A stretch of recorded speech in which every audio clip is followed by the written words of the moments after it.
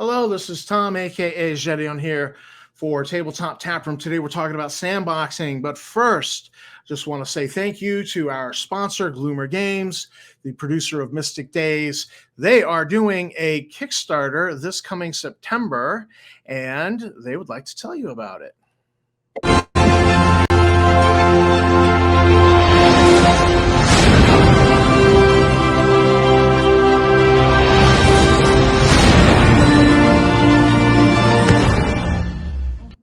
So, Mystic Days, the Caldwell edition, Kickstarter coming in September.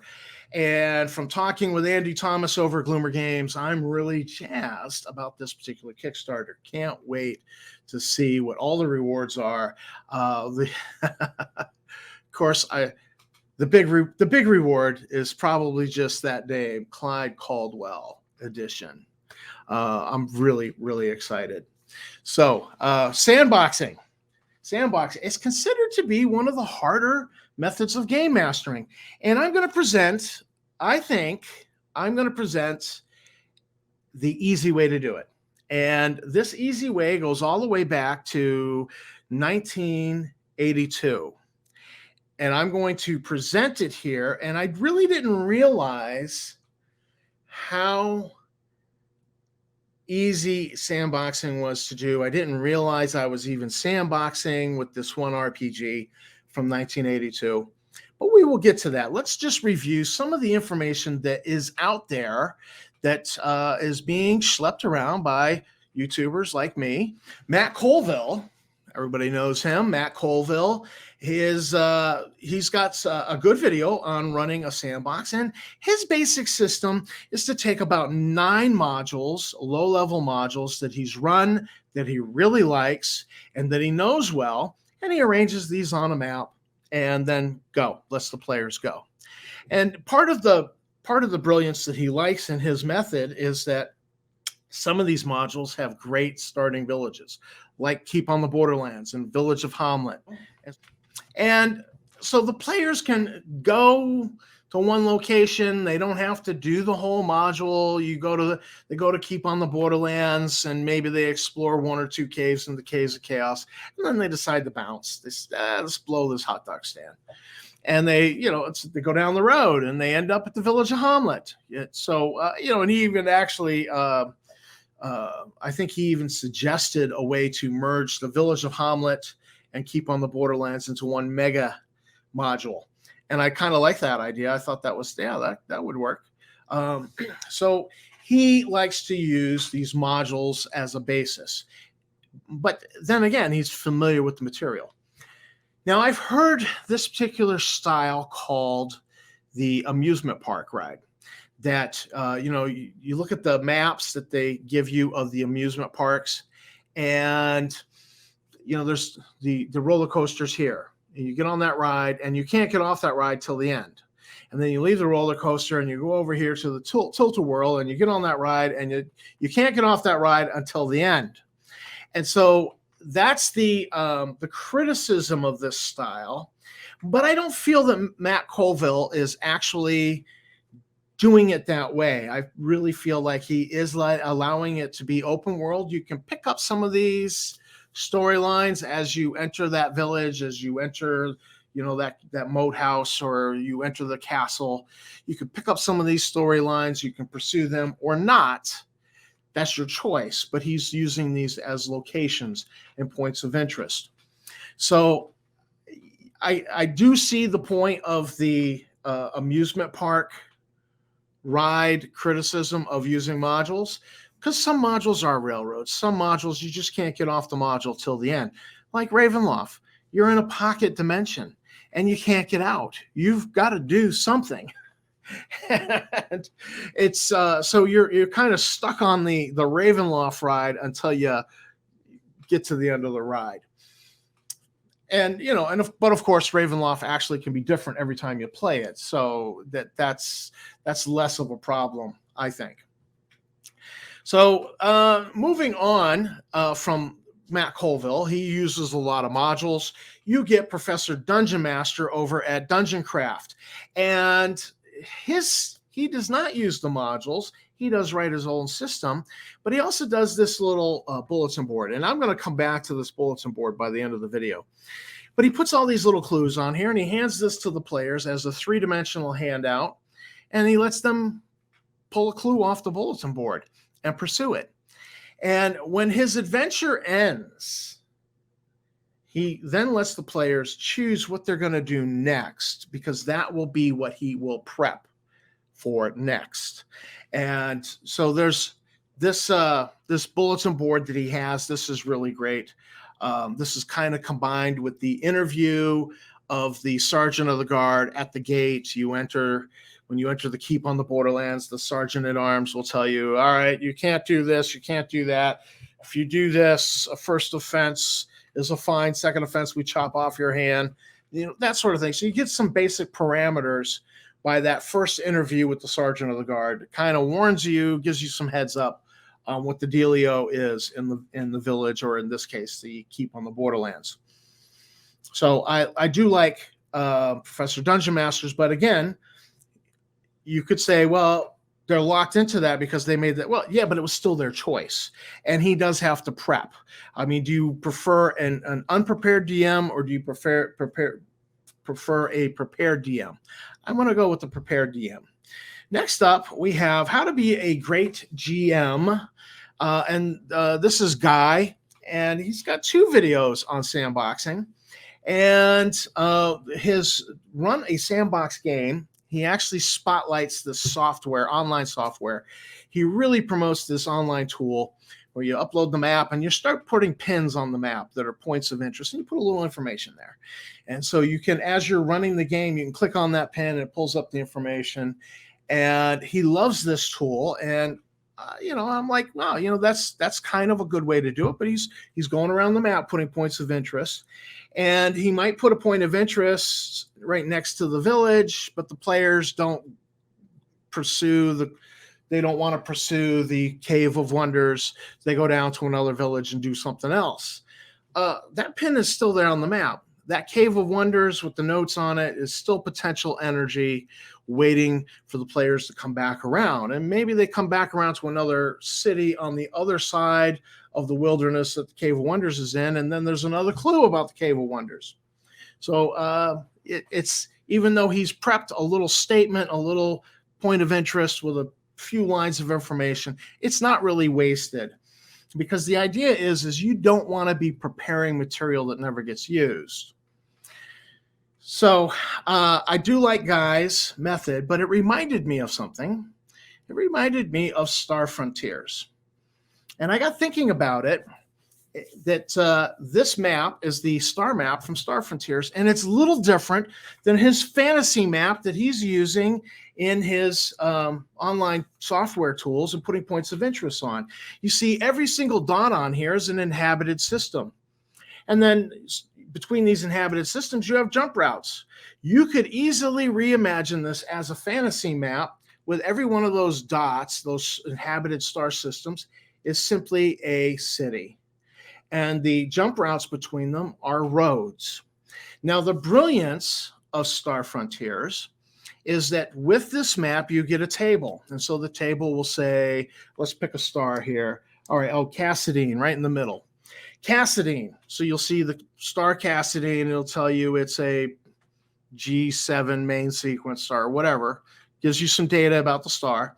And then it'll tell you the inhabited planets in that system. So you'll get Triad, and it'll tell you, then there's a bunch of codes giving you information about who are the major colonizers. Well, it's a mixed colony of all core four races in the frontier. Heavy population. The economy is high tech and industry, and the gravity is such and such, and the length of day is so many hours.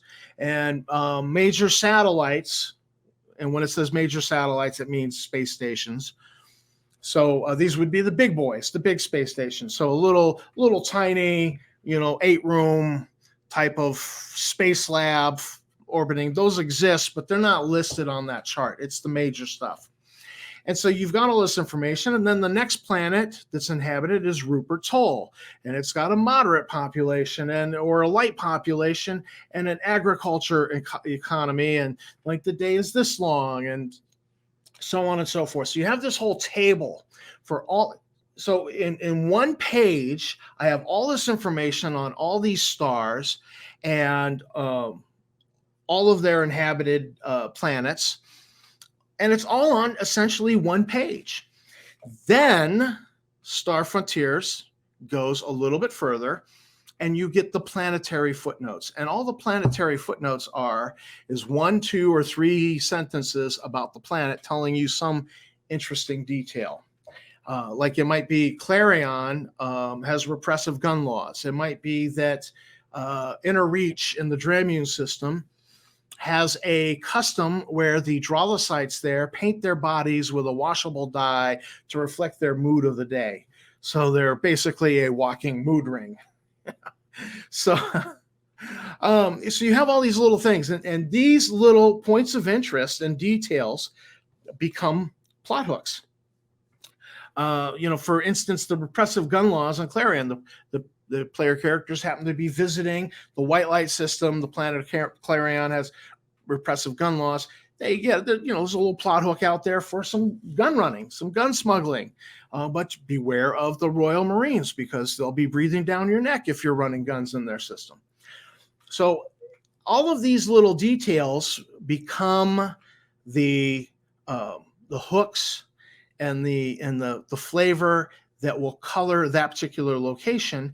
And as the players go there, I have all of this information from the table. I call it the astrographic catalog, telling me all this ton of information about population size, colonizers, economy, length of day, and then the planetary footnotes give me more information.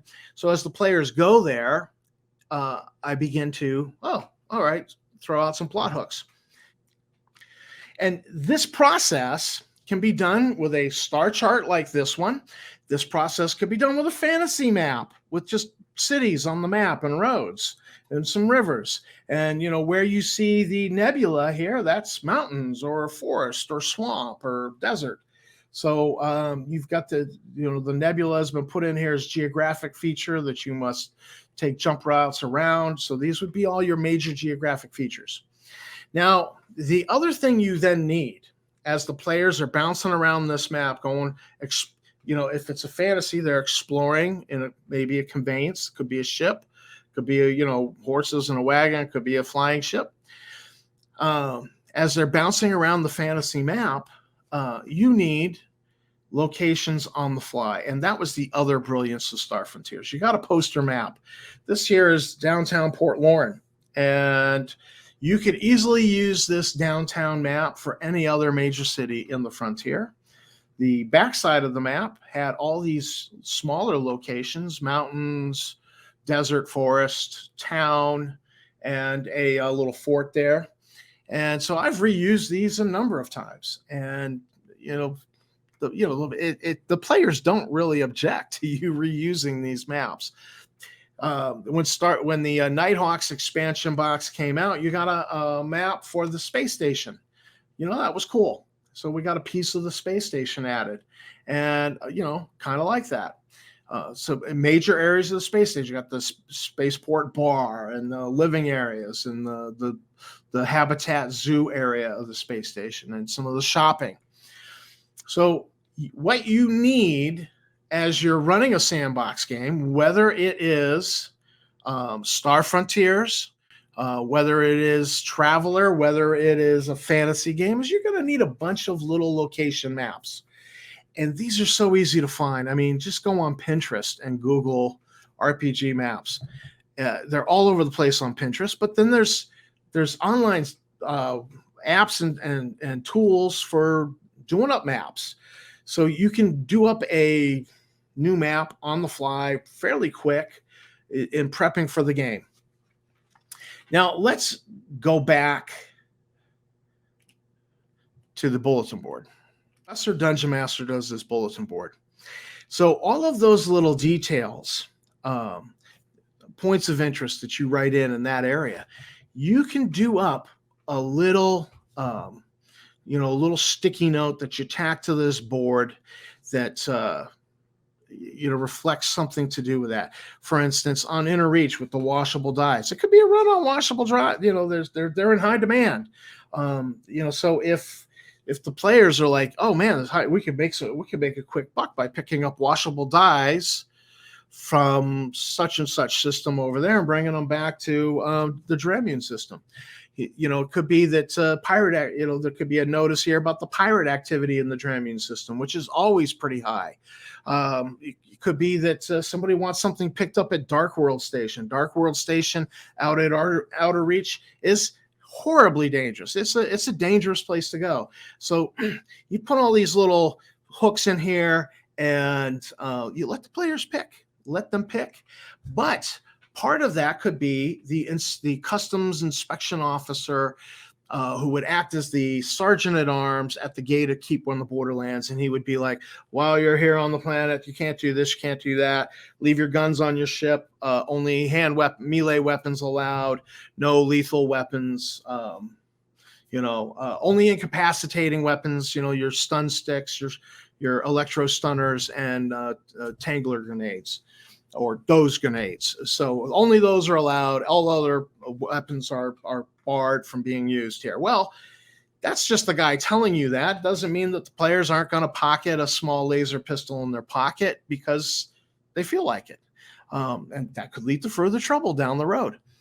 So I love this board idea, and I want to start incorporating it in my game because in Star Frontiers, you have the Brotherhood of Spacers. The player characters are members of the Spacer class by the virtue of having starship skills. They have a membership in the Brotherhood of Spacers. You go to the Brotherhood when you arrive in port. They have accommodations that are cheaper. I actually saw this played out in the real world at a thing called the Mariner's House in the Boston's North End. The Mariner's House was started in the 1800s as a charity because sailors would come into port, and they would get lured into the first tavern where they'd have the wenches there getting them drunk, and then they get thumped on the head and robbed of all their money, and then they would be dumped on the dock next to the ship that is the next ship to leave, so that they would wake up on board ship. They just got in the port, just got paid off, but they've been robbed of all their money. They wake up on a ship and they're out on another cruise, and that ship ain't coming back to port for another 3 months. And so this kind of was a problem. And so somebody started this charity, and it was a Christian charity. It was about preaching the gospel. But today, it's lost that aspect of the of a ministerial kind of Christian thing, and it's just a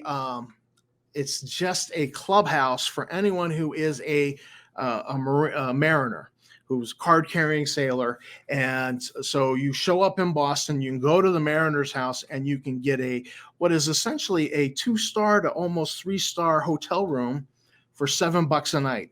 I kid you not, $7 a night. I worked there. I'd worked in the hotel industry, so I got a job there. And the shipping companies are now on the board for it, so they kind of use the Mariner's House as their personal little hotel. But it's continental breakfast, and there's services there, and you get nice rooms. So when you're a mariner, you can stay there. And so that's what the Brotherhood of Spacers is in Star Frontiers. And the Brotherhood of Spacers would have this bulletin board that Professor Dungeon Master had, be electronic.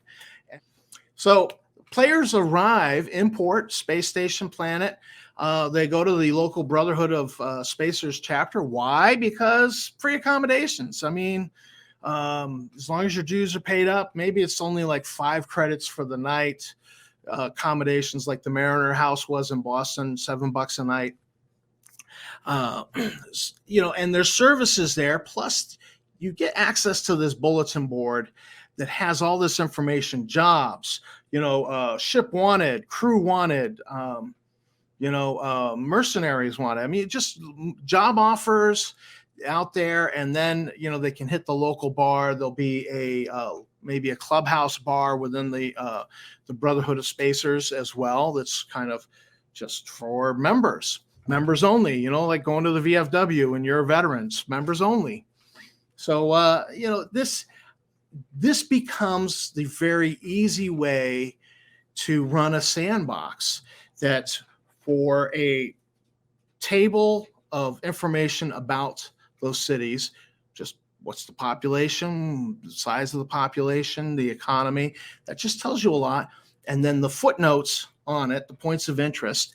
And in this day and age, with all the online tools that are being used, it's going to be much, much easier to run a sandbox game. It doesn't have to be it doesn't have to be something that you pull your hair out, because some of us have less hair than others. Sandboxing should not stress you out. And it's the kind of campaign that when you've had characters with the starship and they're just bouncing around the frontier, they're not really staying in any one place long enough, picking up jobs, selling a cargo here, doing a delivery there. That is sandboxing. And we've been doing that with Star Frontiers all the way back to the 1982. So it's actually not that hard, and you don't have to make it hard.